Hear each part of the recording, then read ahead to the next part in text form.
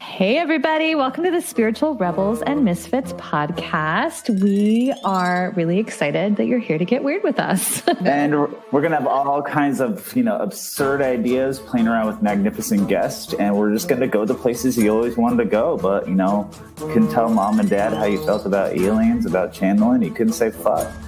I'm Ashley Bradley. I am a mom. I am an intuitive business coach. I'm a business psychic and a channel. And I am James Lester. I am an open homosexual. I'm a speaker, a writer. I am a member of the recovery community, and I am a queer activist. And after you listen today, we would love it if you would follow us in one of the podcast places, Spotify, Apple, just to name a few. Subscribe, leave us a review. It helps new people find what we've created. And we thank you for listening. Let's do this. You love it. Hi, everybody. Hello. Welcome, friends. Can you turn the volume down? You are very pushy today. He's got this live feed of us 30 seconds behind going on over here, and I can hear us. All right, you're in your divine feminine / masculine energy. I accept it fully and wholly today. He acts like I've been bossy, but he lets me set up this whole thing. I'm fucking doing lighting over here, and I ask him to do protection because every time we go into these really deep topics, we're bridging the gap between religion and Jesus and spirituality. We have some funky thing that happens. So we're Archangel Michael, we need your protection. Let's get the sage out.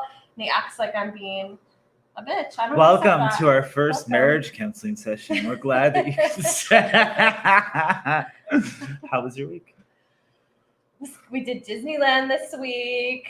We had adventures with the kids. I do need to do a PSA post that heat stroke can come on easier if you have a mask on. So please be careful because that was very unexpected. What happened, Ashley? I almost passed out or possibly did lose consciousness briefly in the La Brea Bakery at Downtown Disney, and thankfully the managers were amazing and they swooped in and they could see what was happening, and yeah, it was homegirl was sprawled out on the chair, weren't you? You were down for the count. It was crazy. I was I knew I had it once before, so I just had this Aquafina or whatever kind of water and I'm just pouring it all over my body, not even caring if it's going on the floor or I'm going to be soaked. I'm just I just need to do this. I poured some ice down the front of my shirt. Just, was really okay. Taking care of it. Yeah, I am fine, but it's I want people to know that if you start to feel dizzy or if you start to get lightheaded and you're wearing a mask and it's kind of hot outside, it was kind of surprising that it took a lot less heat to bring it to that point. And so usually your vision will start to leave, you'll be conscious, but things will start to go dark with your eyesight. And so, yeah, I just want people to know kind of what the warning signs are so that they don't freak the fuck out. Cause it's the first time it happened, I did freak the fuck out. I was what's going on? I can't see. So yeah, that was this week. When you're describing to me, it was so interesting to think of you in those circumstances because you always have maintained such control. Even when we used to be drunk and all wild, you still had control. So just think of you in that state was what the fuck? So I'm glad you're okay. I'm gonna carry around a fanny pack of supplies now to make sure you're good all summer because I can't have that again. Yeah. And then we were talking about first-time experiences this week. Mm-hmm. And so what was your first-time experience this week? I lost my virginity. I got Botox. James got Botox. I bit the bullet right before the big 4-0. Okay. And any shares about that? Did you take a video that we'll be able to share live here? I'm not that important. But I will say this, no one talks to you about Botox, and I have only watched of course all my friends have gotten it except for me and you. Have you gotten Botox? You're looking good. But here's where I'll never say never. Yeah, because you never know. I'll see you at the 40 mark. But here's where what I didn't know. They did the injections, and she walked out, and I was with other Ashley, and I was like, how does it look? Does it look amazing? And she just was staring at me. She's like, it takes like a week to kick in, right? And I was like, what the fuck? So I was really let down about that. I wanted to be instantly younger and glamorous, but we'll see what happens to Joshua Tree, how I look. Do you want to take some before and after photos? And then we can we'll be like, drop a 1 if you think James looks fucking young. And okay. No one wants to drop a 1 or drop a 2. Drop a 2 if you feel like it's a faulty Botox job and it got fucked up. And I should sue.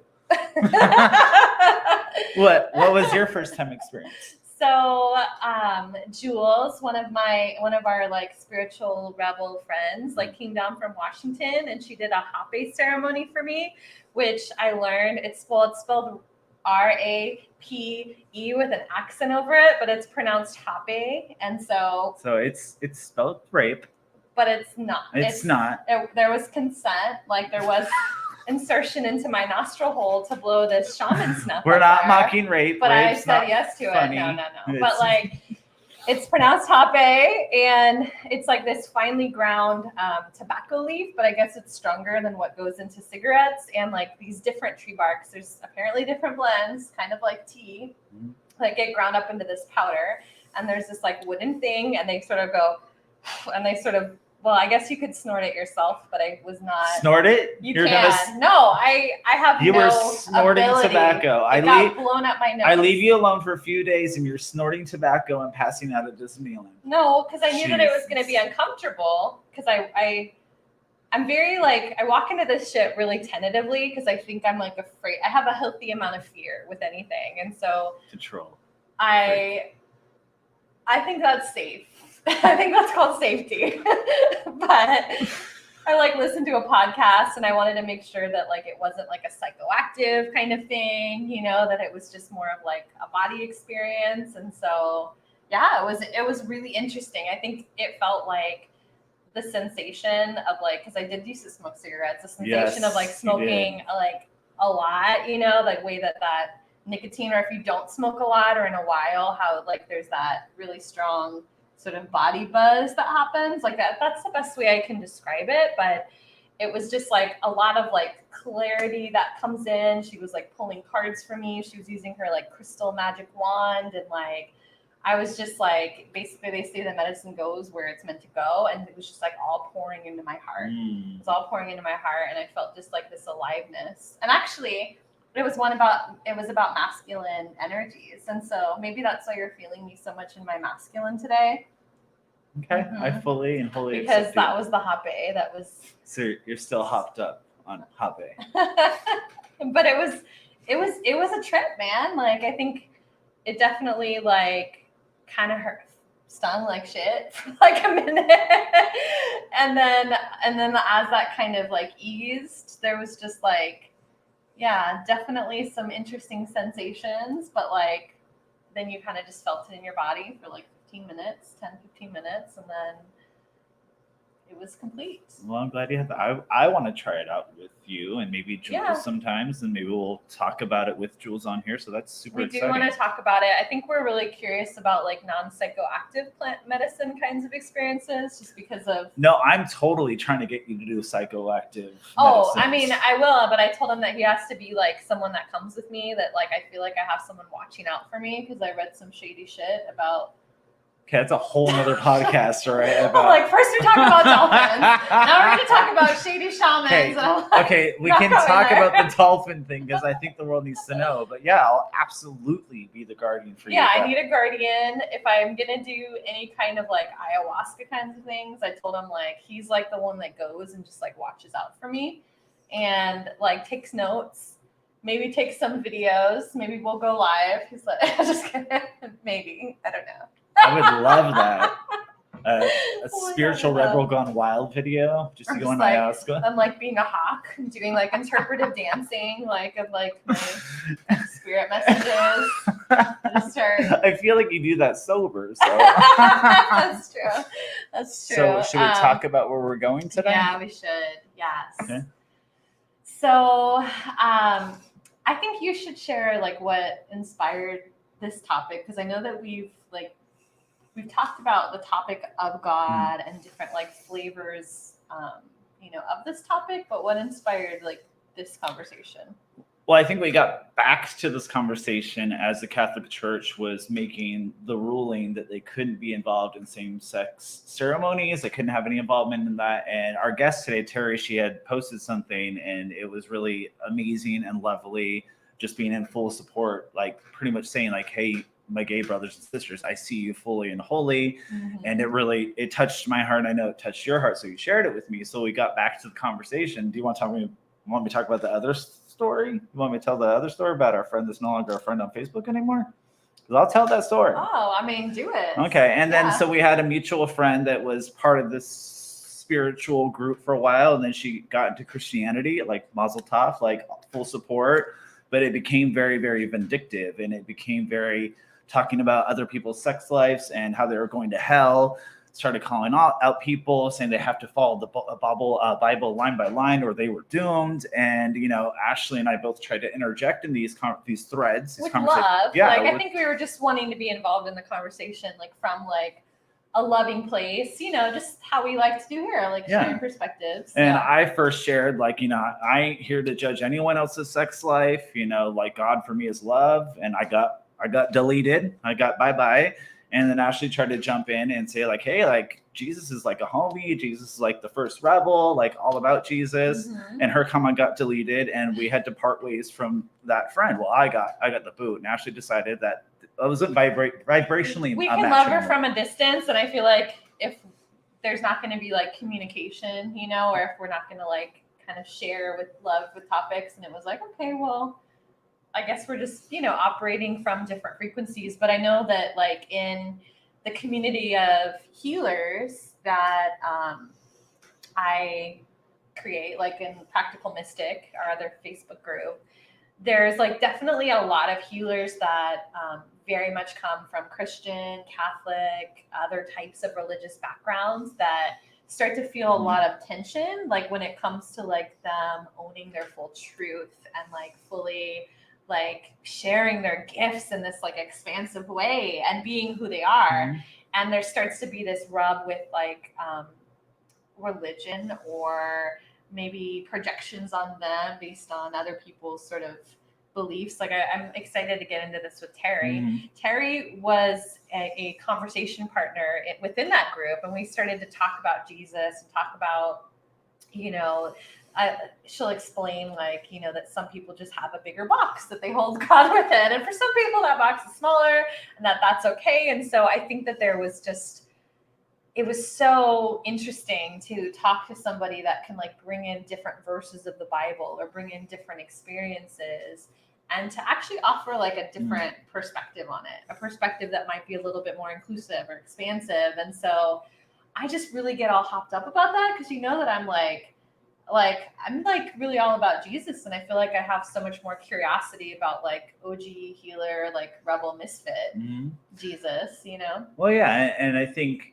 it's the journey in recovery. I've talked about this in other podcasts, but like, you know, the journey of recovery I'm in is about a higher power, and it references God over and over again. Yeah.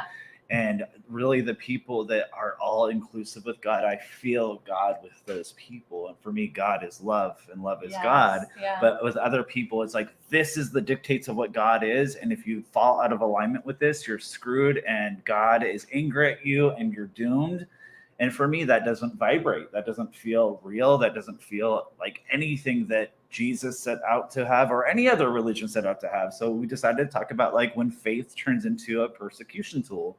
So we're really excited to have Terry jump in and have this conversation with us. If you have any comments, if you have any questions, if you have any experiences, please share them. We'll try to pull them up in as they come up. But should we pull in Terry now? What do you think? Yeah, let's pull in Terry. Say hello to us if you're here. I see Becca. I see some other friends. I don't see who you are, but I see you talking about ayahuasca. Yes. Let me unmute Terry and pull her in. Hello. Hi. I've been wanting to jump in these last 15 minutes. I mean, I think Shady Shamans is a great title. Is that maybe like a possible book where we like go undercover? And your whole story is like the modern day St. Paul, with going blind and then having like a kind of baptism experience with your water all over, and then your awakening of your hot pay experience. It's like, Terry, don't get it into her head that she's a saint now, all right? We're never going to live this down. I was like, tell me what that verse says. I want to go read about this. We're mystics. We're modern day saints, all of us. Will you introduce yourself and just share a little bit about who you are and like what brings you into this conversation? Well, usually I say I'm a writer, actress, what else do I say? Singer. And I've spent nearly 40 years as a full-time music minister in the church, as also a liturgist. So I've worked with a lot of different priests, which inspired my book. So almost every chapter is a priest, and sort of I talk about my life. It's a memoir through the lens of the experiences of these various men in my life. What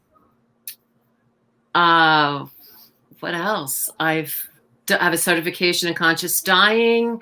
I have sort of gifts in that area where I get a premonition before a family member dies. I think of that as a real gift. And I don't know, I'm interested in anything spiritual. Yes. And I know that I love when you corrected me, because I was saying, oh, like she left the Catholic Church. And you were like, well, I kind of feel like the Catholic Church left me. And so what is your relationship like now with, I guess the Catholic religion? I think that would be just a really good jumping off point to share like who you are and why you're here. I love that you're asking that question, because, when you have that little thing, you have to check one, and they have, Catholic, Episcopal, Protestant, all these lists, and then they have none. And I'm always like, I'm not that practicing Catholic the same way that I had been, but I can't say none. I think that even as I embrace more Eastern things and always have alongside my Catholicism, that there will be a part of me that will always identify as being Catholic, because that was my way into spirituality. That was the door that got me to know God. And then everything was, even though it can be limiting, that was the lens that everything else was put in. So I always went for the bigger, like you were saying earlier, the bigger picture. And I didn't see a conflict in that. So I'll always feel like I'm Catholic because that's how I started. So can we always like to get into like the backstory of like the origins of how someone kind of became like a rebel and a misfit? So can you walk us through a little bit of your history with, the Catholic establishment or religion or whatever brought you to where you are now? Yeah. So I think part of it was that I didn't even know this was odd at the time, because I had this really quiet, lovely church-going mother, but and she was the Polish quiet person in like the middle of a really loud Italian family. But she read books like Elizabeth Montgomery's ESP books. I believe in Bridie Murphy about reincarnation. She had lucid dreams. I'm like, what's lucid dreams? Like, she had a knowing, and these were the first books I read alongside Nancy Drew, like she would be reading a book and I'd be like, what's that? And I'd be reading it at like 9, 10, 11 years old. So I just folded this in with my Catholicism. Mm-hmm. I saw nothing wrong with it. And I would overhear conversations with her friends, and they'd be like, what do you think heaven's like? And what if it was this way? Or let's talk about a bigger interpretation of the book of Genesis. Mm. And I'm like, what is that about? And I was really curious about it. And she taught me what you were talking about later, but people who take things literally, like she taught me about how things could be metaphor. And that just opened things up for me. So I never thought those things were taboo, and I always had a place for them. And then when other people in my family were being really prejudiced and making comments I went to a Catholic school, so I would be really upset. Like, that's not about God. That's not what Jesus would want.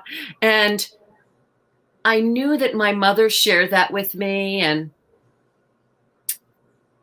I guess I just felt like it was really important to show that piece. So when I was in college and I had a lot of gay friends, I went to a music school, they'd be like, I am Catholic, but can you help me, like, talk to me about how I can be gay and Catholic at the same time? And I'd be like, yes, let's have that conversation.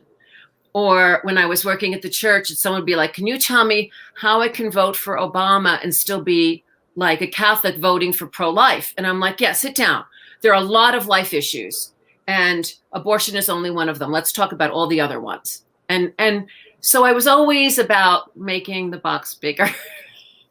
And yeah, so I think it came from my roots of a Catholic, but also my mother's open-mindedness. Go ahead. Yeah, I just find it all so juicy. And I think that there's so many people that are craving like a different perspective on God, or a different perspective of like, how can I be me and fit in like within this religion? And I just love that you love having those conversations. You lean in hard to them. You have amazing answers. Like, and you said that you were also not the only one, right? That there was other people that were being themselves, but I don't think you were necessarily out about it, is my understanding. You were not out about, going to mediumship, channeling events. Like now taking some being around you in business universe and things, like I realized I probably was naturally intuitive and didn't realize that, but I always sort of knew who I could talk to about it. I always knew who I could have a conversation about reincarnation. I always knew who was open about channeling. And I found those people. I mean, I would be babysitting for a friend, a friend of a friend from church, and I'd be in her house and she'd have like a whole bookshelf of channeled material. And I'd be like reading all weekend and just feeling like, well, she's Catholic, see? So like it was always just reaffirmed for me. Like it was okay. People might not talk about it, but there it is. So Terry, before we really take the deep dive into like really talking about, the pain and the triumphs of when faith does turn into manipulation, let's talk about like some of the stuff that really kept you plugged into the Catholic religion. Like, what is some of the parts that you just love about it? Because I don't want to always just go on like the negative and feel like the attack. Let's talk about what is harmonious and vibrates from that religion. Thank you. I really appreciate that question because, I love the ritual. I was just talking to Father JC yesterday. He's been relieved of his priestly duties officially. So he's contemplating starting a not mainstream church outside of the Catholic Church. And I said, well, we need to talk about what we want that to look like. And I was thinking, what do I want that to look like? And I remember doing a funeral with him, and the son of the person who died was leaving the priesthood. He was a priest too.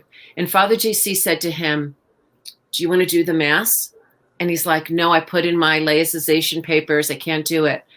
But when we got to the part of the final commendation where I'm singing saints of God, come to his aid, come to greet him, angels of the Lord, receive his soul and present him to God. There's all this incense rising from the bowl, and he's walking around the casket and he's raising this bowl of incense.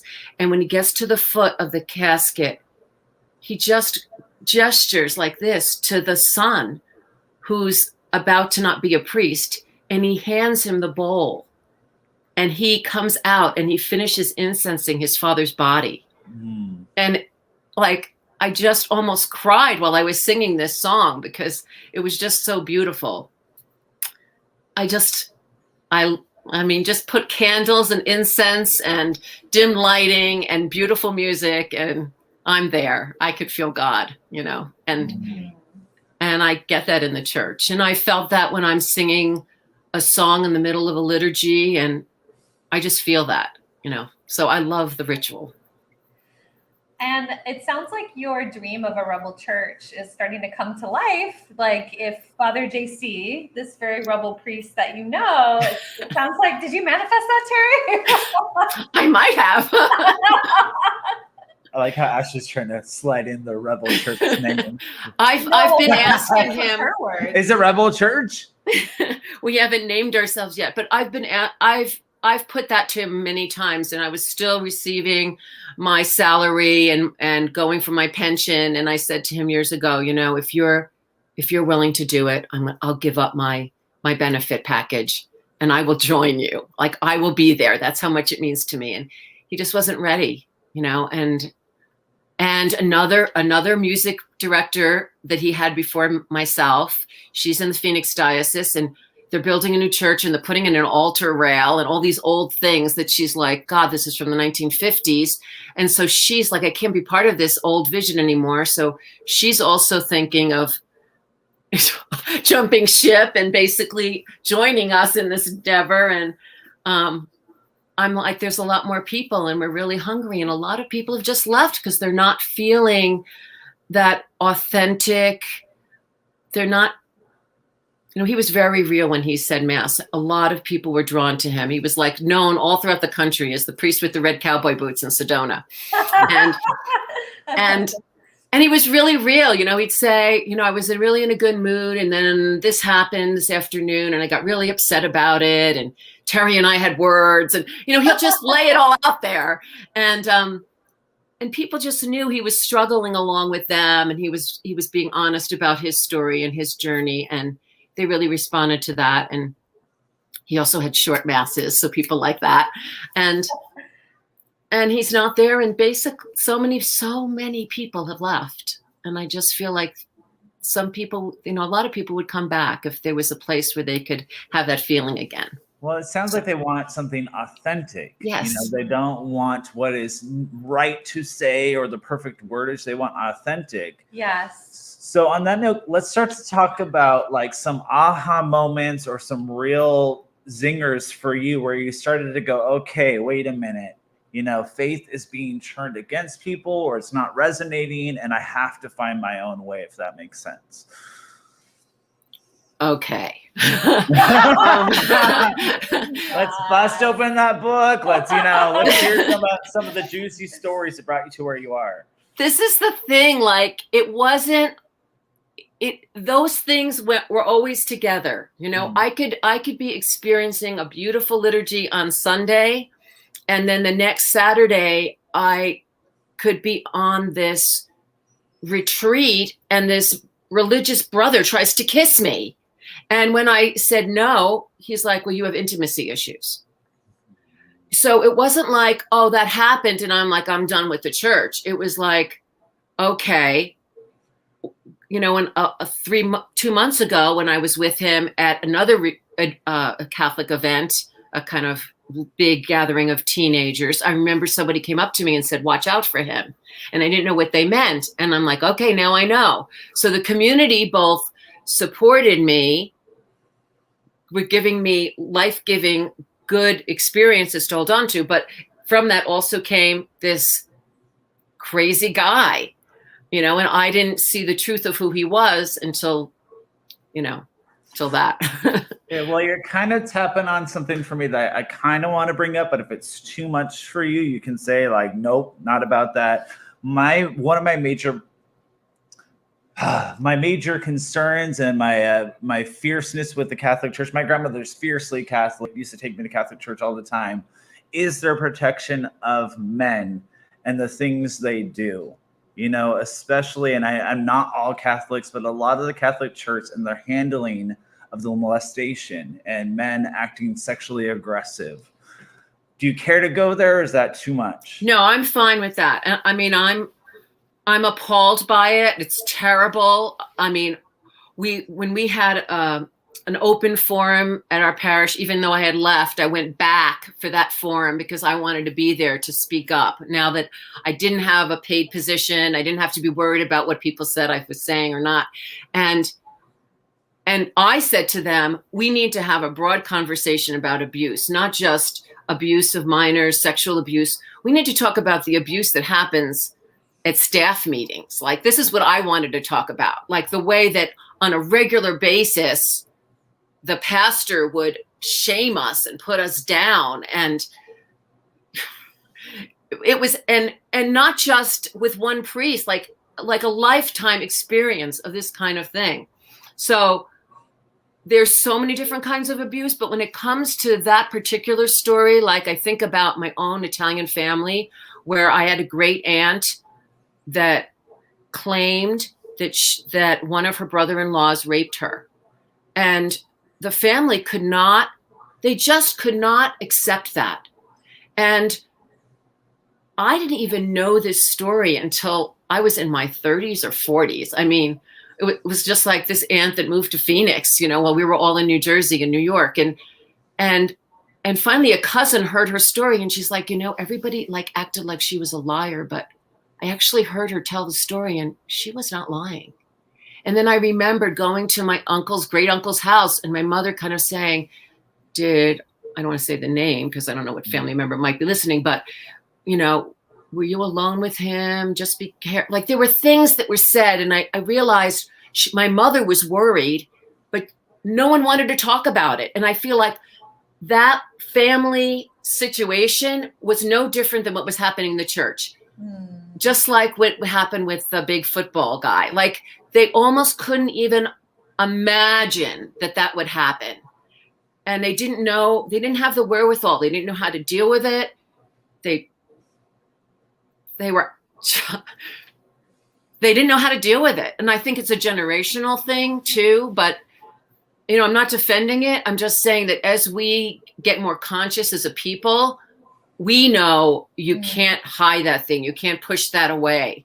Yeah. But I look at the way old white men in general tend to think, and I look at, those old white men in my life, and they tend to want to not even deal with it, not even look at it. Here's my problem with organized religion, okay, is they allow that kind of thinking to be the way for men to think. They still try to broadcast it into future generations, and that's the way. And if you don't agree with that way, then you're not right with God. And that's really what's, the way women are treated in organized religion. That really hits me wrong. Bill Maher says this because he's like, any institution that's mostly men, there's shit happening, and that's why he talks about the whole world of sports and the church. And I think he has another one too, but that's really what happens. And it's true. It just keeps perpetuating.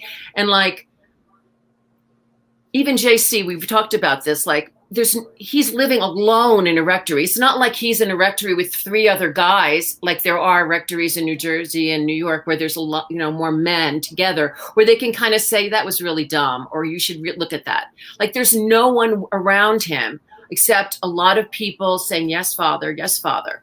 And so, and there's certainly not a wife saying that was really a dumb bozo move. Like, you can't do that. You can't say that. You can't do that. You have to apologize.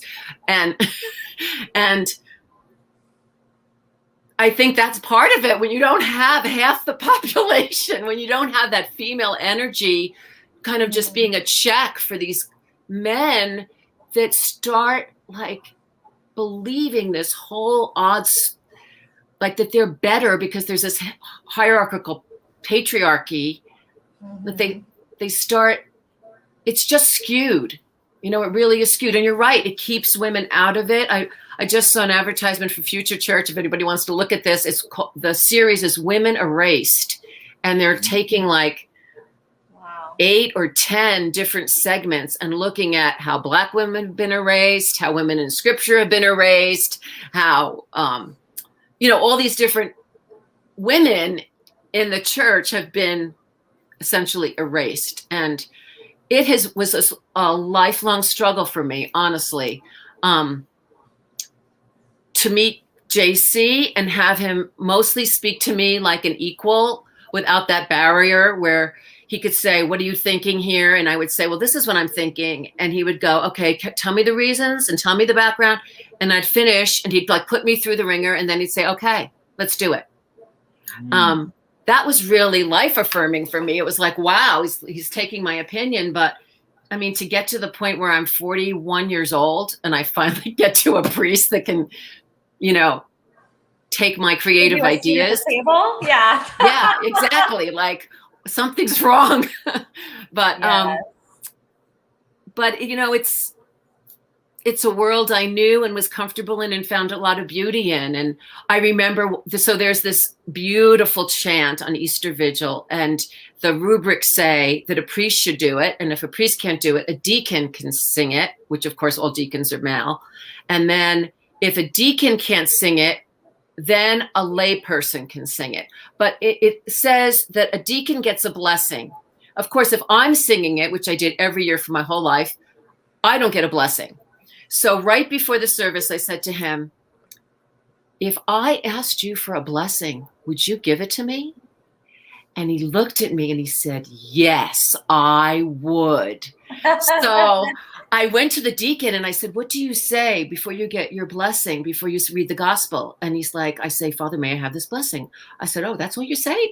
Yeah. I said, okay. So we go, the church is dark. We're carrying in this Easter flame. The lights being, you know, shared among these little candles. The church is filling with this beautiful light. And again, the incense is ready and it's ready. It's time for me to sing this chant. And I go up and very quietly, I say, Father, may I have this blessing? Like, this is the thrill that the first year he's going to give me a blessing. And I think he's going to do it quietly.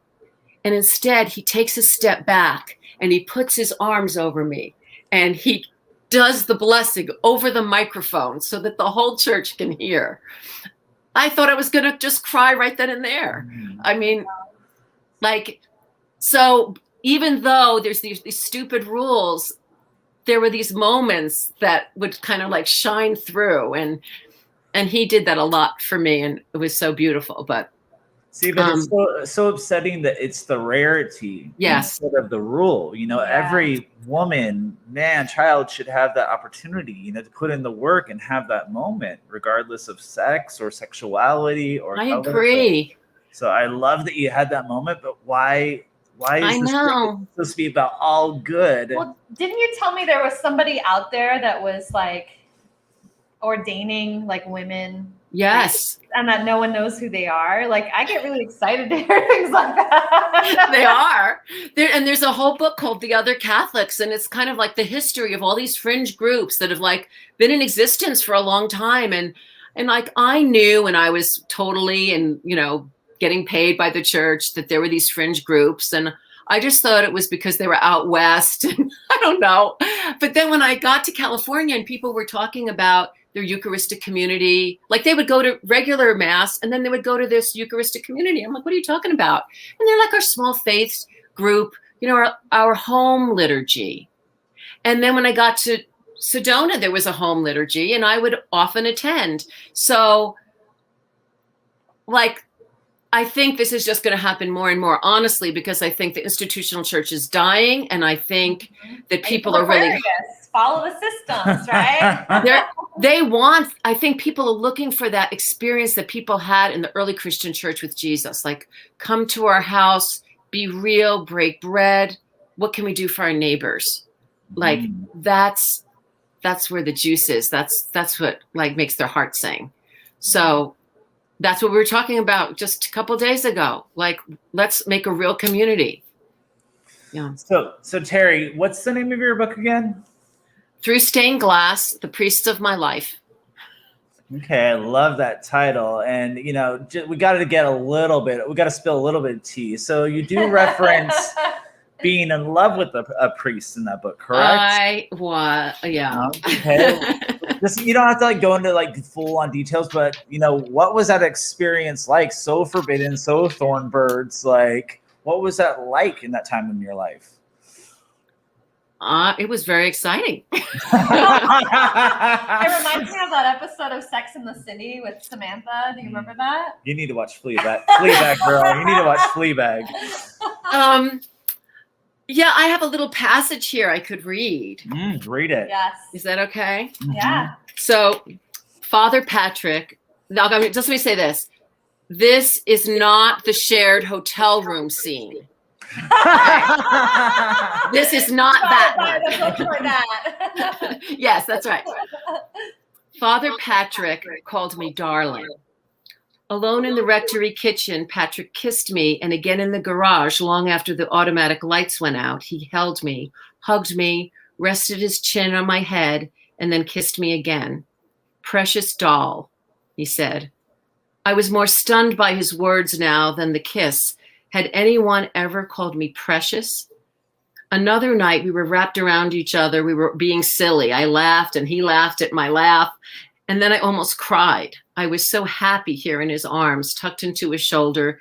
He kissed me on the forehead, neck, and stomach teasingly. Lips, I asked for playfully. He kissed me ever so lightly the way he had been kissing my neck. I shook my head, then I lifted it slightly for another kiss. He was lying above me now. How about this? And then he kissed me again and again, 2 passionate kisses that should have been longer. Oh my God, I am so happy here. He was back on his side and I hid my face in his chest. My tear fell on his skin, but he didn't feel it. I cried and then laughed again. Desperate, and this is a poem I wrote. Desperately, I long for more of something I have and yet do not. I know all this love should be God's, and it is. No one has carried more God with them. You are Easter for me, Patrick O'Malley. You are love and light, and in you I have felt the power that must be the Spirit of God.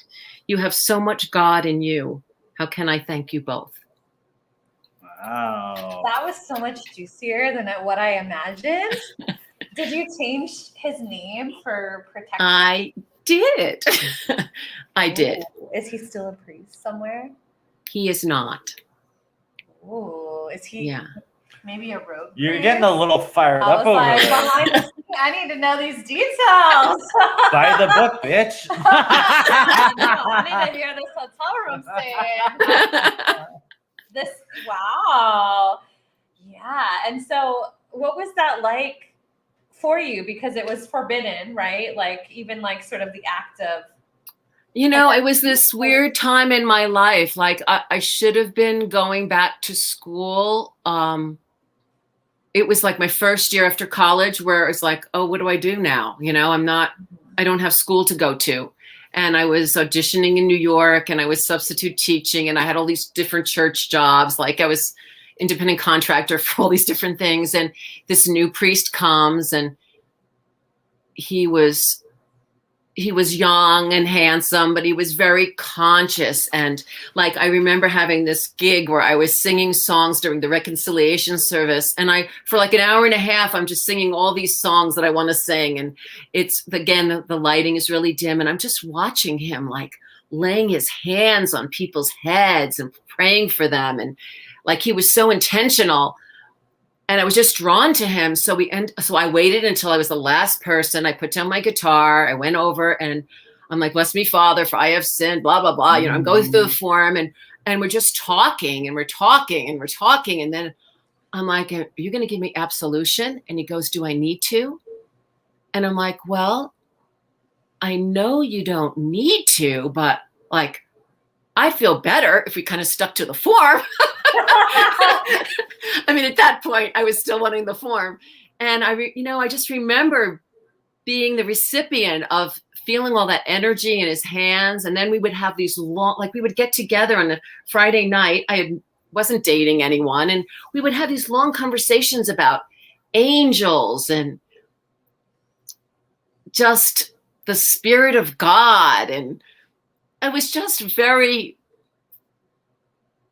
I don't know, it was romantic. And it was also, it just drew me in because it was about things that I love to talk about. And here was this priest talking to me about them. And so it was my preferred thing to do on a Friday and Saturday night was go to the rectory and talk to Peter. What is your take on like religion and the Bible's view of like psychic abilities and tarot and divination? Because I know that there was a post recently where people were basically saying like someone asked, do you use tarot in your oracle cards in your business? And some people were like, yes, like all the time. And others were like, no, I only speak to God. I only speak to God. And I'm just like, I know. I think there are words that are just triggers for people. Like when I first said I went to the ashram, I know that freaked out some of my friends. I think tarot is one of those. But, if you read the Bible, Joseph had dreams. Pilate's wife had dreams. The three kings had a dream. I mean, the vision to follow the star, like their dreams all over the scripture. So I don't understand why they draw a line and then go, this was okay and this isn't. Yeah. There's also the scripture about, from the fruits you'll know what comes from me. So if someone is doing something that you have some question about, but they're doing it for the good and there's clearly a respect for the higher power, then I don't know why they can't make a distinction between that and someone who's using dark magic. Peter, again, and I'm saying now his name, but he was the one that gave me a book called Lammas Night, and it was a true story about the white witches of England countering the black magic that the Nazis were using. Like, I had never known that.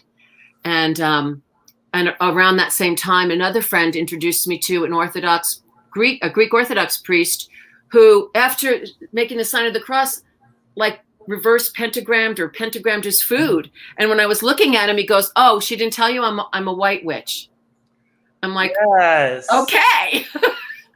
So I don't know. I really think a lot of that just comes from people's fear, and their fear makes them want to have a smaller box for God because they're afraid. Jesus, or that any of that actually even came from God, or do you think that there might be some things that might have been edited in for like control? Absolutely. To be, because like I feel like a lot of that stuff, it does hold a lot of like expansion and power and saying, hey, let's connect directly with higher power, like it's in you. And so yes, I mean, it's unbelievable. Vatican II in the 1960s was all about the spirit in the church and unleashing that, and there was all this hope, and it was and so much of it as I grew up was about the spirit of God within you. And when I'm working at the church, I'm like, these are the new confirmation books. Like, there's no chapter on the Holy Spirit. And I realized, of course, they're trying to get that out, because that's where there was this rise of the laity and their power and them knowing that their baptism kind of, that they were part of the royal priesthood, and they might not be ordained, but they were on the same level as those who were ordained. Like, they had to try to walk that back, because it was unleashing a whole powerful thing that they didn't have control over. So yes, it is about control. It is about men trying to hold the control. Yeah, absolutely. Wow. It all starts out so beautiful. And I know I've talked, like, one of the things that really changed my life in sobriety is the word chicanery. And chicanery is to use something for political or personal gain. And I think, unfortunately, with organized religion, you see chicanery happen every single time. And it's the abuse of God's name to achieve power. And, all these organized religions, not just the Catholic Church, it becomes about power and a cock show almost. Like, our religion is better than yours, and if you don't follow our ways, you're going to hell. So I'm so glad people like you, Terry, are really being like, nope, that doesn't resonate. It's about love. It's about God. It's about community. So I'm so blessed we had this conversation with you. I loved it. It's great. Is it time already? Oh, almost. It's almost. I was trying to look at some of the comments. Okay. Yeah. Simone was saying, okay, from people thinking that I don't because of the work I do. Oh, so yeah, that sometimes Simone is saying, because of the work that, some of us do working in divination or tarot, that people sort of question that we're going against God. And that's what she was sharing there, is that like, to sort of like own your own power and your own sort of like knowingness, and to sort of experience God in all of these different ways, and to be expansive about it is sort of there's questioning that happens. And so Simone was just bringing that's I was thinking about this earlier because, for people who are doing this work, I think they know about the great I am that I am, the aligning with the Spirit of God, connecting with that. And for people who are afraid of that, like they're so mixed up with some kind of shame, feeling less than, feeling not worthy, that it's hard for them to feel like they can connect with God. They're still carrying around this burden of unworthiness. So if they feel that they can't be aligned, they can't look at you and think that you're aligned and that's of God, because they can't imagine that for themselves. Like I think that's really what that's about. Yeah, and I was thinking earlier how like a lot of organized religion doesn't have a way to talk about the shadow or of the things that are darkness, other than just being like, that's of the devil, that's Satan, you're going to hell. And so I think like it's interesting how other ways of like holding God or spirituality, it has a place for that, and it says, hey, this is all a part of it. This is all a part of this experience that God created here in this earth school. And so I think it's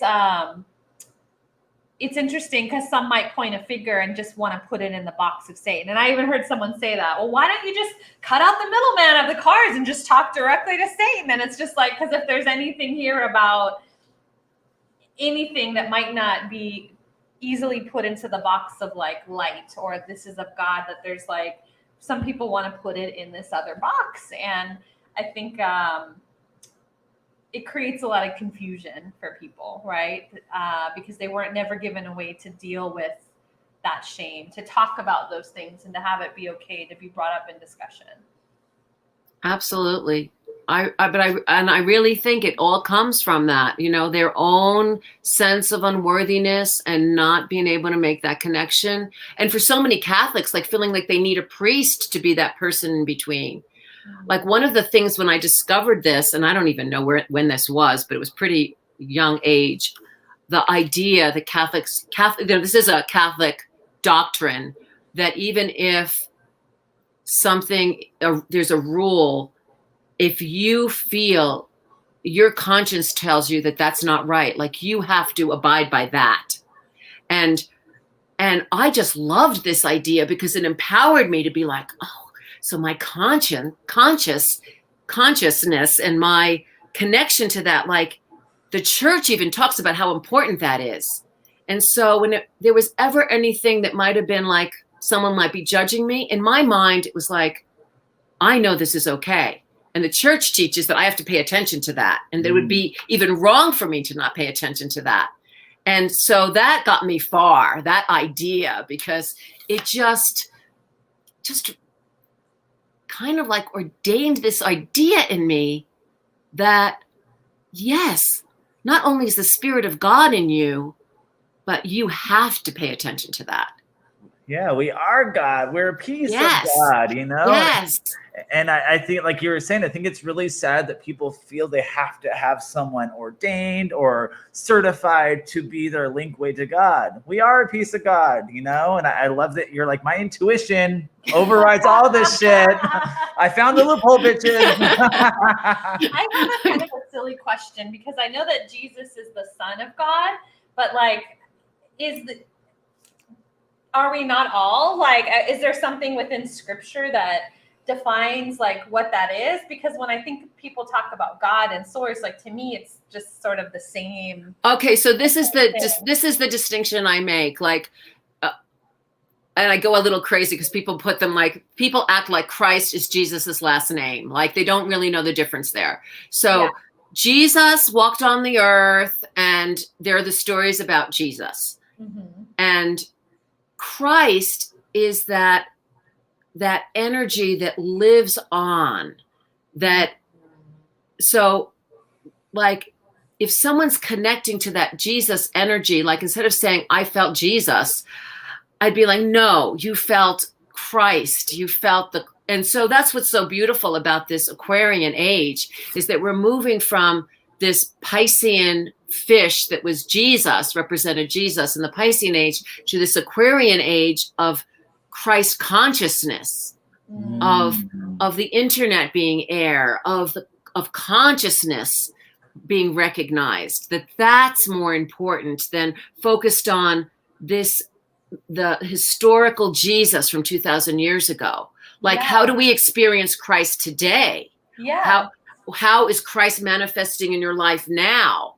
But a lot of the literal stuff, like, it's just so frozen in this man that lived then, and they don't even really know the context of the historical issues to really like extrapolate the real meaning from that. But they don't realize that God continues to reveal God's self to us now, and we can call that the Holy Spirit, we can call that Christ, we can call that divine source. So that's the distinction I make. Like the second coming of Christ actually is this Christ consciousness Yes. that's within all of us, because Yes. I feel like the Great Awakening, the Age of Aquarius, second coming of Christ, that we're essentially all talking about the same thing, but since we only sometimes, some people think only in the physical, right, and not in the energetic, we think, oh, it has to be a man and he's just coming back and he'll be here and he'll tell us what to do when he gets here. And some will burn and some will perish and others will rise. And that's like, when he came, they didn't recognize him because they thought he was going to come as a king. They didn't recognize him then. So yeah, I definitely, that's what's going on now. I mean, we can talk about third and fifth dimension. We can talk about people recognizing Christ consciousness. People say it in all kinds of different ways, but that's really what's happening. Yeah. And I know you and I were talking in our other conversation about that it's the rise of the feminine Christ consciousness as well, and that's going to be a different expression, and that we're going to have this different relationship with it. Yeah, because finally in Christ consciousness, we don't have to go, well, his apostles were all men, which probably isn't even true, but you know what I mean? Like, they're so frozen in this physical being that was on the earth. And now we can go, oh, in Christ consciousness, the door's bigger. We can talk about the feminine. We can talk about that. This whole conversation led me to look some things up, and I actually found a document that the Vatican published in 2003 called, I love this, Jesus Christ, the Water Bearer. And it was it was a whole thing about recognizing that the New Age movement is like, a lot of people are going there because they're not being fed, and like saying what's wrong with the New Age movement and what they need to find in the Catholic faith. But it just cracked me up that they knew enough to say Jesus Christ, the Water Bearer, in the Aquarian age, so I thought that was really cool. Interesting. Yeah. I feel like, there's so many different paths that we can take. Like, I know I love like thinking about like how Jesus would show up today. Like, would he have a podcast? Would he be our guest? If he, no, I love. That's like, all she about, thinks about. No, She's would he smoke a joint with me, and would he be on the podcast? I'm like, would Jesus? Like, because I think about even that term of being Christ-like, and like, I think that there's so many expressions of it. And he'd be marching in an LGBTQ march. He'd be with Black Lives Matter. He'd be with, he was always with the people that were outside the gate, the outcasts. That's where he would be. And when you look today at where Christ consciousness lives, it's with the people that are doing that work today, that are, in the soup kitchens, and with the people who are living on the margins and at the border. And, that's where Christ is. I just love that, Terry. And I love talking to you. Gosh, we're going to have to bring you back for like a million different topics. I know. Like, I feel like the conscious death and dying like work that you're doing, like all of it. And by the way, I've listened to your CD, and when you sang Ave Maria on that CD, I had to show James, like last week, I was just like, oh my God, you have to hear this. Like, her voice, like song is like, it's such a hard song, and like, listen to her like skill with this. So you have this beautiful gift as well with your voice. And it was it was really touching to like experience that and to like feel God like through your singing. So thank you for sending those to me as well. Thank you. Thanks for listening. I'm sending them to you going, I don't know if this is all too Catholic for Ashley, but We listened all the way to Blaze Pizza and back, girl. All the way. well, this has been really fun for me. Thank you so much, Terry. We appreciate you so much. And where can people find you? If they want to chat with you, if they want to play with you, if they want to know more about the book. Yeah, they can find contact information for a lot of different things in terrybays.com, TERIBAYS. And there it is all. Terry Bays Aligning Light, Sedona Experiences. Yeah. I'll put it in the show notes. And thank you, Terry. I want to talk to you again soon. We'll definitely bring you back on different topics, but have a good rest of your weekend out there in Sedona. She does have an Airbnb in Sedona, so it gets booked up quickly, but if you're going to Sedona, you can also they're gonna be like, is this where she was with the priest? Possibly find it was before I moved to Sedona. Just run with it, Terry. Bye, Terry. Bye. I do want to share before we sign off that I decided to have a pop-up coaching experience next Wednesday because I was like very inspired by like, I feel like there's a lot of people that are coming out of the closet, a lot of people that are owning this like their inner rebel, like their inner Christ. And I didn't use those words before today, but it is totally that. But it's specifically for people that have a business that are really like at this portal of expansion, that want to just like own more parts of themselves and come out of some kind of closet. And so it's only open between like 2 and 7 on Wednesday, whatever this upcoming Wednesday is. You're not going to be able to catch it if you're listening to this on the replay, but we'll have our show notes if you're listening live or you're listening in the coming days. I'm going to have Guadalupe. She already hit it. Guadalupe is on this shit. The spots are filling up, and I can give you more details about it if you have questions about it. They're 30-minute one-on-one coaching, and it's going to really like, I just feel like when I get to work with people like on like stepping into and like expanding a part of themselves and like showing that to the world and bringing that to the world and into their work, it's just a powerful energy. And so I just wanted to share that before we wrap up. I had the experience with you years ago, and I'm sure it's like way more fine-tuned, and it was fucking amazing. We were like walking through Barnes and Noble, and I coached you for like 10 minutes. Yeah, so. And it was beautiful. It was like, although I feel like we coach each other just in life as true. Best friends. It's true. We're just always like, that's why our friendship is so like dynamic and triggering sometimes, because we just call each other out and we're just like, own your shit. So next week we will be broadcasting from Joshua Tree. So if anyone has like any tips for Joshua Tree, we've never been there. Yeah, we're virgins. So we're gonna be there with our other best friend Ashley, the other Ashley. Yeah. So if you have like ceremonies you think would be amazing in Joshua Tree, if anyone's familiar with CE5, CE5, any ways to summon otherworldly beings, any spells that you've done, you know. Or any like hikes, anything that's local, we're totally virgins to drop it either here in the notes or in the Rebels and Misfits Facebook group, where you can always find us and join in the conversation.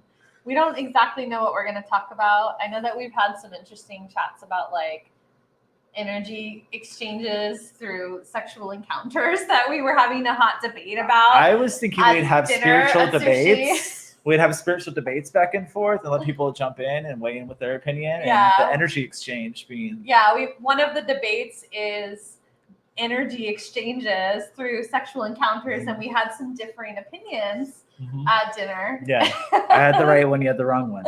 And so we definitely like, I think, or if there's anything that you feel like is a debate like that, I don't know. It'll be fun. It's going to be awesome. It'll be wacky as usual, but bye, everybody.